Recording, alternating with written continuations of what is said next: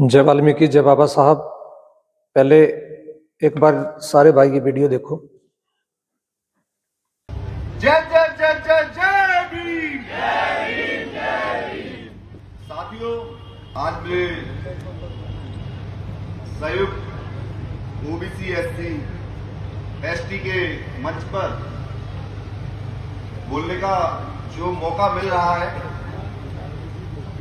मैं लंबी बात नहीं रखूंगा। मैं आज समाज की बात रखूंगा, क्योंकि बैठते ही मुझे समझा दिया गया कि आपको क्या बात रखनी है, क्या नहीं रखनी। पहला मंच है जिस पर मुझे समझा दिया गया पहले ही, तो मैं अपनी बात रखता हूं। और आज हमारे महापुरुष मान्यवर दीनाभाना साहब की जयंती है। आप सबको बहुत बहुत बधाई और शुभकामनाएं। साथियों, कई वक्ताओं ने अपने भाषण दिए लगातार, लेकिन जो जयंती के उपलक्ष्य में एक कार्यक्रम रखा गया है, किसी ने मान्यवर साहब के बारे में कोई विस्तार से चर्चा नहीं रखी। मुझे बड़ा खेद है इस बात का कि सारी बातें रखी गई, लेकिन जिस जाति को लेकर कार्यक्रम रखा गया, ना महर्षि वाल्मीकि जी के बारे में, ना मान्यवर बाबा साहब के बारे में, वो दीनाभाना साहब के बारे में कोई बात रखी है। यहीं से हमें अपना स्तर की जानकारी और अपने स्तर का पता लगता है कि हम कहाँ हैं। तो आपने ये वीडियो देखा। ये वीडियो कहाँ का है ये हमारे लिए इतना महत्वपूर्ण नहीं है जितना आपने हमारे इस भाई के भाषण में जो विचार सुने हैं, ये हमारे लिए महत्वपूर्ण है। इसमें इन्होंने बताया कि जब इनका बोलने का नंबर आया तो इन्हें पहले ही समझाया गया कि आपको क्या विचार रखने हैं और क्या विचार आपको नहीं रखने हैं। और दूसरी बात, जिस महापुरुष की जयंती के लिए ये प्रोग्राम रखा गया, वो आप सभी जानते हैं कि कल हमारे मान्यवर श्री दीनाभाना वाल्मीकि जी की जयंती थी। उन्हीं के उपलक्ष्य में ये प्रोग्राम रखा गया। एससी, एसटी और ओबीसी समाज के लोग वहाँ पे एकत्रित हुए, जहाँ पर हमारे भी कुछ भाइयों को बुलाया गया। उन्हीं में से हमारे ये भाई हैं जिनका जैसे ही बोलने का नंबर आया तो इन्हें पहले ही बताया गया कि आपको क्या बोलना है और क्या नहीं बोलना है। इससे पता लगता है कि हमारा सत्र क्या है और हमारे समाज की स्थिति क्या है। क्योंकि मान्यवर श्री दीनाभाना वाल्मीकि जी की जयंती थी, और जिनकी जयंती थी उसके बारे में किसी भी अन्य समाज के किसी भी वक्ता ने मान्यवर दीनाभाना वाल्मीकि जी के बारे में विस्तार से कोई चर्चा नहीं की। क्या समाज के लिए उनका योगदान था, कौन थे, कहाँ से थे, जो तमाम जानकारी समाज तक जानी चाहिए। उनका जो योगदान है, उनकी जो कुर्बानियां हैं, वो तमाम लोगों तक पहुंचनी चाहिए थी। लेकिन जो बहुजन समाज की बात करते हैं, एससी, एसटी, ओबीसी के कई जो वक्ता इस भाई से पहले अपना भाषण दे चुके हैं, उन्होंने किसी ने भी इसे उचित नहीं समझा।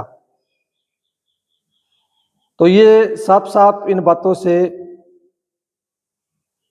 प्रदर्शित होता है कि वाल्मीकि समाज की क्या स्थिति है और लोगों के दिलों में हमारे लिए क्या धारणाएं हैं, क्या विचारधारा है।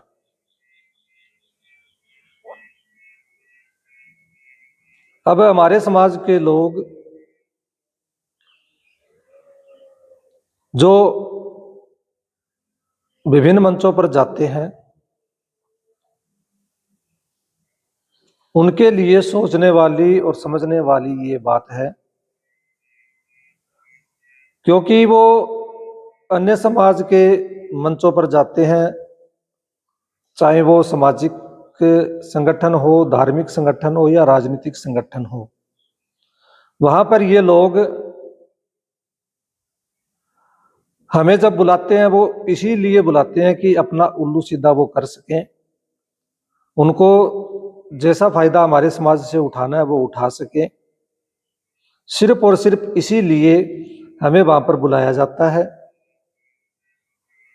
और भाईचारे के नाम पर एक प्रोडक्ट के रूप में हमें यूज किया जाता है कि जो समाज में एक अच्छी पकड़ रखता हो, समाज के ने उन्हें कोई तवज्जो दे रखी हो, तो वो समझते हैं कि वाल्मीकि समाज की काफी बड़ी जनसंख्या इस इंसान के पीछे है, तो उसे वहां पे बुलाया जाता है और अपनी विचारधारा के अनुसार उनसे बुलवाया जाता है। उसमें चाहे हमारे समाज का हित हो, चाहे जो तमाम विचारधाराएं जो हमारे समाज को आगे ले जाने वाली हो, चाहे उनका खात्मा ही क्यों ना होता हो, तो वो लोग अपने फायदे वाली बात ही हमारे लोगों से बुलवाते हैं। लेकिन सबसे बड़ी कमी इसमें हमारे समाज के लोगों की भी है, जो ऐसे तमाम मंचों पर जाकर तोते की तरह रटी हुई बातों को वहां पर बोलते हैं। क्या उन लोगों को अपने समाज के हित और अहित के बारे में नहीं सोचना चाहिए? क्या उनकी ये जिम्मेवारी नहीं बनती कि ऐसे मंचों पर जो लोग उनके मुख से जो शब्द बुलवा रहे हैं, उनमें हमारे समाज का क्या फायदा है, क्या नुकसान है, और जिस मंच पर वो गए हुए हैं उनका उसमें कितना फायदा है? क्योंकि धार्मिक संगठन हो, चाहे राजनीतिक संगठन हो, चाहे सामाजिक संगठन हो, हमारे लोगों को सिर्फ और सिर्फ बुलाना उन संगठनों की मजबूरी है, क्योंकि वाल्मीकि समाज एक बहुत बड़ी जनसंख्या का प्रतिनिधित्व करता है। उस संख्या को भीड़ के रूप में दिखाने के लिए हमारे समाज के लोगों को बुलाया जाता है। उन तमाम संगठनों की ये मजबूरी है और अपनी अपनी विचारधारा वो हमारे समाज पर थोपने की कोशिश करते हैं और थोपते भी है, जिससे हमारे समाज में एक नई धारणाएं और उत्पन्न हो जाती है और वो धारणा हमारे टकराव का, हमारे विखंडन का कारण बनती है। हम आपस में बंटते हैं और ये भी एक प्रायोजित प्रोग्राम है, क्योंकि जब तक हम बटेंगे नहीं तो हमारा फायदा कोई कैसे उठा पाएगा। जब हम बटेंगे तभी तो हमारा राजनीतिक रूप से, धार्मिक रूप से, सामाजिक रूप से फायदा उठाया जा सकता है।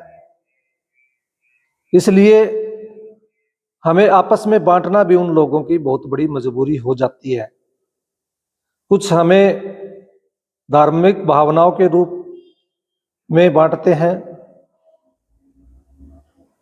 और कुछ हमें अन्य विचारधाराओं के रूप में बांटते हैं। तो वाल्मीकि समाज के लोगों को इससे बहुत बड़ी सीखने को मिलता है, बहुत कुछ सीखने को मिलता है। बहुत बड़ी शिक्षा वाल्मीकि समाज को लेनी चाहिए कि इन लोगों को हम पर इतना भी भरोसा नहीं है कि एक अच्छा संदेश हम किसी भी मंच से दे पाएंगे। और इससे सबसे बड़ी शिक्षा हमें यह भी मिलती है कि हम दूसरों के मंचों पर दांव-पेच खेलते ही क्यों हैं। क्यों ना वाल्मीकि समाज का एक ऐसा अखाड़ा हो जिसमें हम दांव-पेच लगाते हुए कुश्ती लड़ सकें और अपने समाज को पीछे धकेलने वाली उन तमाम कुरीतियों से लड़ सकें, समाज को आगे बढ़ाने वाली, समाज का उद्धार करने वाली विचारधारा का निर्माण कर सकें। क्या ऐसा मंच वाल्मीकि समाज का नहीं होना चाहिए? क्या एक ऐसा मंच हमें तैयार नहीं करना चाहिए जिसमें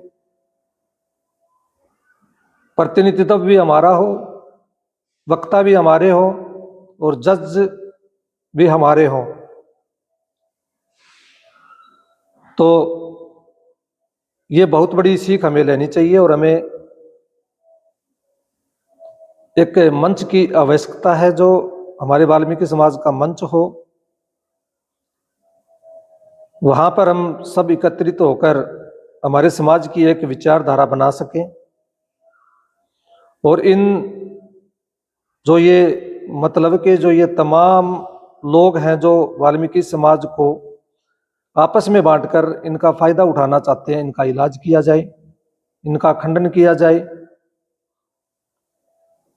तो ऐसे एक मंच की हमें आवश्यकता है। वाल्मीकि समाज के तमाम बुद्धिजीवियों से, नौजवान भाई बहनों से हमारा आग्रह है कि आइए और हम एक ऐसे मंच का निर्माण करें जिसमें बैठकर हम आपस में चर्चा कर सकें, समाज के मांग मुद्दों पर हम चर्चा करते हुए उन तमाम कुरीतियों को, बुराइयों को खत्म कर सकें जो समाज को पीछे ले जा रही है और समाज के अपमान का कारण बनी हुई है। और ऐसी विचारधाराएं हम समाज में उत्पन्न करें जो समाज को आगे बढ़ाएं, समाज का उत्थान करें, शैक्षणिक तौर पर, सामाजिक तौर पर, आर्थिक तौर पर समाज मजबूत हो। ऐसे विचारधाराओं पर हम कार्य करें।